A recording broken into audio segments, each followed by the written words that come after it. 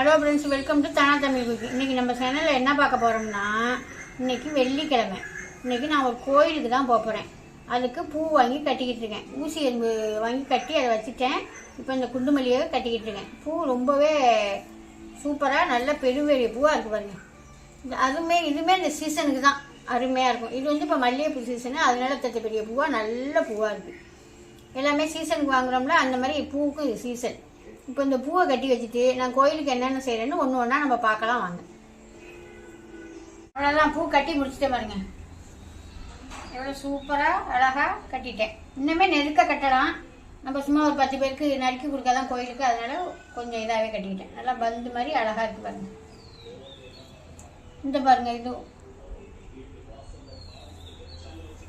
சூப்பராக கட்டியாச்சு. இப்போ வந்து நான் கோயிலுக்கு எடுத்துகிட்டு போகிறதுக்காக வெண்பொங்கல் மிளகு பொங்கல் பொங்க போகிறேன். அதுக்கு வந்து நான் 1 கிலோ பச்சரிசி எடுத்துருக்கிறேன். 1 கிலோ நம்ம கடையரிசி தான் பச்சரிசி எடுத்துருக்கிறேன். அதுக்கு 1 கிலோ பச்சரிசிக்கு 1/4 கிலோ பைத்தம்பருப்பு. இது வந்து ஒரு மணி நேரமாக ஊறிக்கிட்டு இருக்கு. நல்லா 4-5 கழுவு கழுவிட்டு ஊற வச்சுருக்கேன். இந்த பச்சரிசியும் ஒரு 4 கழுவு கழுவிட்டு அதோட சேர்த்து போட்டு மிளகு பொங்கல் பொங்கிடலாம்.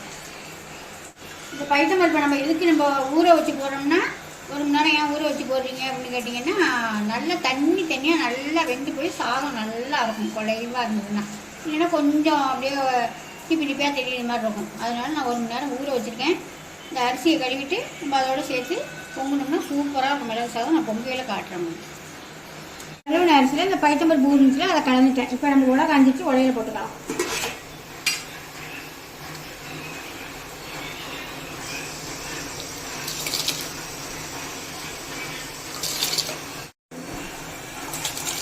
இது நல்லா வெந்து வரட்டும், அப்புறமா பார்ப்போம்.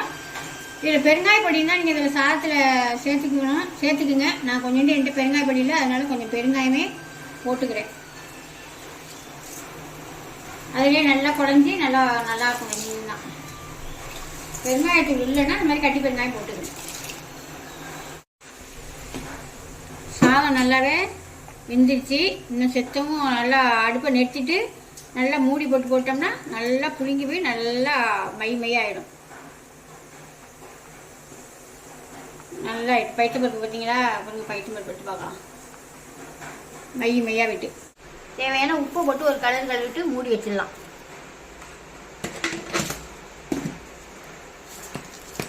பச்சையாகவே கருவேப்பிலை போட்டுக்குவோம். தாளிக்கணும்னு ஒன்றும் இல்லை, பச்சையாகவே போட்டுக்கலாம். மிளகாயும் பச்சையாகவே போட்டுக்கலாம். இஞ்சி பொடிசாக கட் பண்ணியிருக்கேன், அதையும் போட்டுக்கலாம்.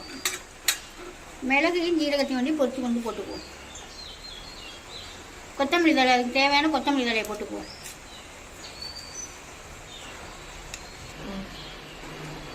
மிளகு ஜீரகம் பொரிக்கிறதுக்கு ஒரு எண்ணெய் சட்டி வச்சு நெய்யை ஊற்றிக்குவோம். 2 ஸ்பூனு மிளகு எடுத்து நம்ம இஞ்சி பூண்டு தட்டுவோம்ல, அந்த கல்லில் லைட்டாக தட்டி வச்சுருக்கணும். ஒரு 3 ஸ்பூனுக்கிட்ட ஜீரகம் போட்டுக்குவோம். நல்லாவே வெடிக்கட்டும். இப்போ மிளகு ஜீரகம் பொரிச்சிட்டு வந்துட்டேன் பாருங்க. சாதம் நல்லா சூடாக தானே இருக்குது. அதில் போட்டோம்னா கருவேப்பிலை கொத்தமல்லி எல்லாமே அதில் நல்லா வாசமாக நல்லா இருக்கும். அதை தாளிக்கலாம் வேண்டியதில்லை, பச்சையாகவே போட்டுக்கலாம். நல்லா சாதத்தை எடுத்து போட்டு நெய்யை போட்டு கழட்டி எடுத்துடலாம்.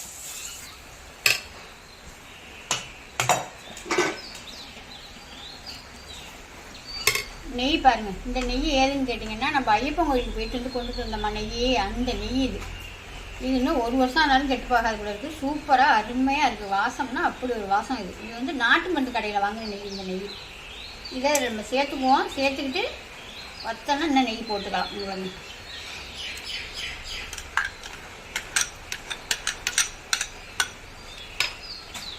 மக்கம்னு ஒரே வாசம்ப்பா.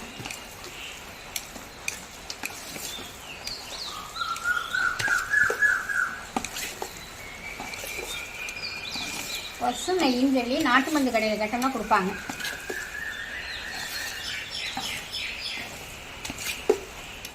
சூப்பராக இருக்கா? இதையும் ஒரு பாத்திரத்தில் கொண்டுக்கிட்டு போகிற பாத்திரத்தில் மாற்றிக்குவோம்.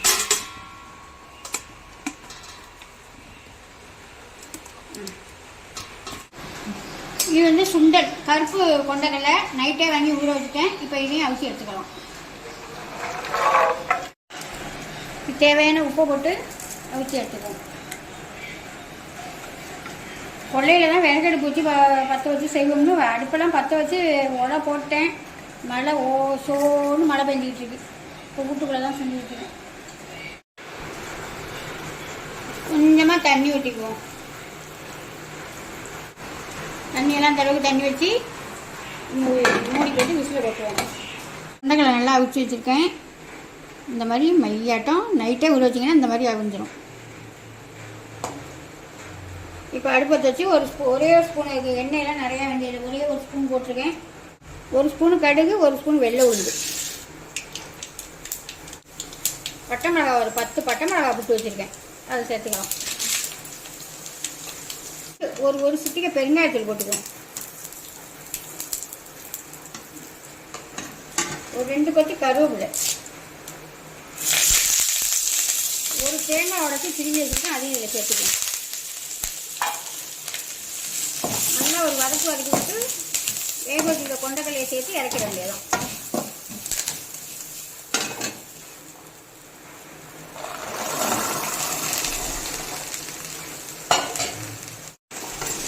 சுண்டல் ரெடி. அவ்வளோதான். அதை வேறு பாத்திரத்துக்கு மாற்றிட்டு புளி சாதத்துக்கு நம்ம தாளிச்சிடலாம். புளி சாதத்துக்கு நம்ம பொடி தான் போட போகிறோம். நான் சாதெல்லாம் நான் கலரையில் உங்களுக்கு காமிக்கிறேன். இப்போ புளி சாதத்துக்கு உலை வச்சு உலை காஞ்சிடுச்சு. இப்போ அரிசியை போட்டுக்கலாம். அரிசியை போட்டுக்கிட்டு நல்லா வேகட்டும் காமிக்கிறேன். சாதம் நல்லா வெந்துச்சு. இப்போ தூக்கி வச்சு வடிச்சுக்குவோம். இந்த மாதிரி இருக்கையிலே வடிச்சிடுங்க. கொஞ்சம் 3/4 வெக்காடு வந்தோன்னு வடிச்சிருங்க. அப்போ தான் நம்ம சாதமும் நல்லா பெரும்பானது நல்லா புளிங்கி போய் சாதம் கரெக்டாக இருக்கும். இப்போ தூக்கி வச்சு வடிச்சிடலாம்.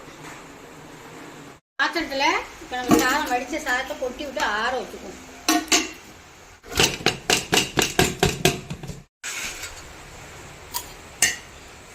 நல்லெண்ணெய் நம்ம வேணுங்கிற எண்ணெய் எவ்வளவு வேணுமோ அவ்வளவு ஊற்றிக்கலாம்.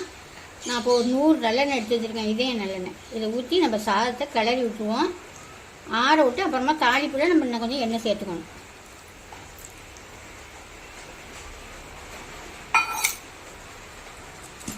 மெதுவாக சாதம் உடஞ்சிடாமல் மெதுவாக பொண்ணு மாதிரி கிளறி பூ மாதிரி வச்சிடலாம். இப்போ புளி சாதம் கலறதுக்கு நல்லெண்ணெய் சேர்த்துக்கலாம். எண்ணெய் சூடாயிடுச்சு. நல்லா ஒரு 2 ஸ்பூனுக்கிட்ட கடுகு, கொஞ்சோண்டு வெள்ளை உளுந்து, ஒரு 20 பட்டை மிளகாய் கிட்ட நான் புட்டு வச்சுருக்கேன். 2 கிலோ அரிசிங்க இது. இப்போ ஒரு 50 கடலைப்பருப்பு கிட்ட போட்டுக்கோம். நல்லா கடுகு வெடிச்சிடட்டும். கடலைப்பருப்பெல்லாம் அதோட போட்டோம்னா கடுகு வெடிக்காது. கடலைப்பருப்பு கடுகு நல்லா வெடிச்சிடட்டும். கடுகு நல்லா வெடிக்க விட்டு கடவுளும் வெடிக்குதா. இப்போ கடலைப்பருப்பு சேர்த்துக்கலாம். இப்போ காட்டில் நடக்கலை எடுத்து தோலெல்லாம் சுத்தம் பண்ணிட்டு வச்சுருக்கேன். அதையும் சேர்த்துக்கலாம்.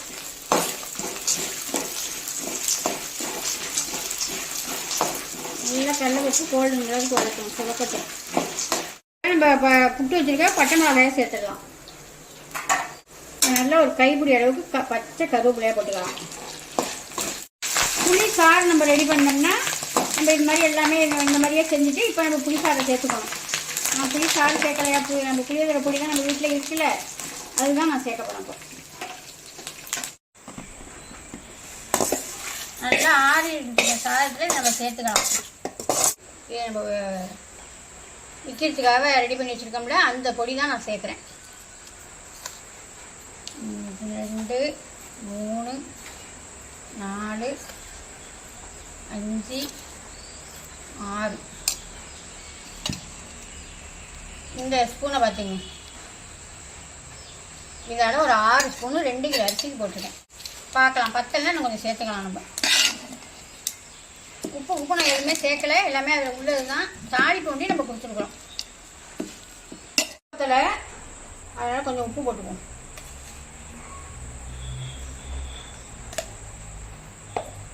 என்ன சாமிக்கு செய்கிறேன்னு சொல்லிட்டு உப்பெல்லாம் பார்க்குறீங்க அப்படின்னு சொல்லாதீங்க. சாமிக்கு வந்து நம்ம சும்மா 10 பேருக்கு எடுத்து கொடுக்காதாங்க. சாமிக்கு செய்கிறது வந்து அவர் ஐயர் தான் செஞ்சுட்டு வருவார். நம்ம சும்மா போகக்கூடாதுன்னு சொல்லிட்டு நான் கொஞ்சம் 2 கிலோ கொண்டக்கடலை வச்சுருக்கேன். ஒரு 2 கிலோ இந்த சாதம், ஒரு 2 கிலோ மிளகு பொங்கல் பொங்கியிருக்கேன். நம்ம சும்மா வர்றவங்களுக்கு எடுத்து கொடுக்காதானே, அதனால் உப்பெல்லாம் பார்க்கலாம், ஒன்றும் பிரச்சனை இல்லை. உள்ளக்குள்ள சாமிக்கு செய்கிறதுக்கு அது ஐயர் செஞ்சு கொண்டு வராது. அவ்வளோதான், புளிசாதம் ரெடி ஆகிடுச்சு. இந்த புளிசாத பொடி உங்களுக்கு வேணும்னு சொன்னாக்கா மேலே உள்ள தெரிய நம்பருக்கு ஃபோன் பண்ணி வாங்கிக்கோங்க. இந்த மாதிரி ஃபங்க்ஷனுக்கெல்லாம் நம்ம ரெடி பண்ணிட்டு இருக்கோம். இந்த புளிசாத பொடி இருந்துச்சுன்னா நம்ம டக்குன்னு செஞ்சுக்கலாம். சும்மா தாடி பொண்ணு தானே நம்ம கொடுக்க போகிறோம். அப்புறம் காலேஜுக்கு போகிற பிள்ளைங்களுக்கு, ஹாஸ்டலுக்கு போகிறாங்கல்ல, அவங்களுக்கெல்லாம் நீங்கள் வாங்கி கொடுத்து விடலாம்.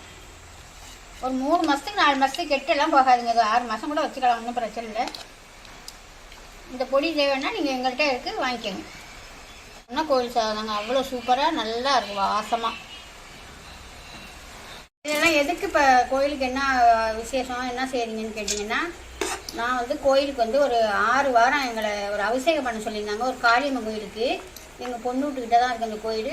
அந்த கோயிலுக்கு அதுக்கு வந்து இப்போ 5 வாரம் முடிச்சிட்டேன். இது 6ஆவது வாரம். என்னன்னு கேட்டிங்கன்னா, நான் ஒரு வேண்டுதலை வச்சு செஞ்சுக்கிட்டு இருக்கிறேன்.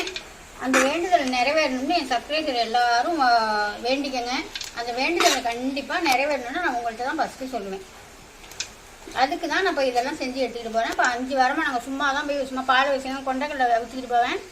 அவங்க சக்கரை பொங்கல் போயிட்டு வருவாங்க ஐயர், அதை வச்சு நாங்கள் செஞ்சுக்கிட்டு இருந்தோம். மற்றபடி எல்லாமே செஞ்சுக்குவோம், மாலைகளை எல்லாமே கட்டிக்கிட்டு பால் வசியம் செஞ்சுக்கிட்டோம். இந்த வாரம் கடைசி வாரம் இருந்துட்டு ஒரு 10 பேருக்கு சாப்பாடு கொடுக்கலாம் அப்படின்னு சொல்லிட்டு செஞ்சுக்கிட்டு போகிறேன்.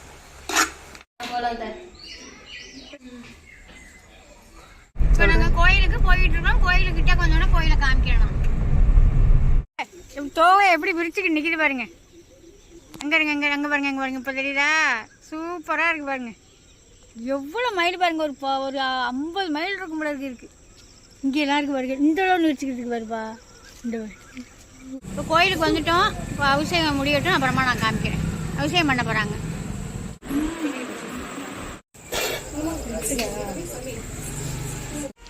அவ்வளோதான் ஃப்ரெண்ட்ஸ். இப்போ கோயிலுக்கு போயிட்டு நல்லபடியாக சாமி கும்பிட்டுட்டு நல்ல வேண்டுதலையெல்லாம் நல்லா வேண்டிக்கிட்டு வந்திருக்கேன். நான் இப்போ 6 வாரம் எதுக்கு செஞ்சேன்னா, நான் ஒரு கோரிக்கை வச்சு தான் 6 வாரம் இப்போ அபிஷேகம் பண்ணிக்கிட்டு இருந்தேன். இப்போ இது 6ஆவது வாரம் முடிஞ்சிருச்சு. அந்த கோரிக்கை என்னன்னு நான் நிறைவேறதுக்கு பிற்பாடு சொல்கிறேன். நீங்களும் அந்த கோரிக்கையை நிறைவேறணும், நான் வச்ச வேண்டுதலை நிறைவேறணும், நீங்களும் என் சப்ஸ்கிரைபர் அனைத்து பேரும் பிரார்த்தனை பண்ணிக்கோங்க. நான் நிறைவேறதுக்கு பிற்பாடு சொல்கிறேன். பாய்.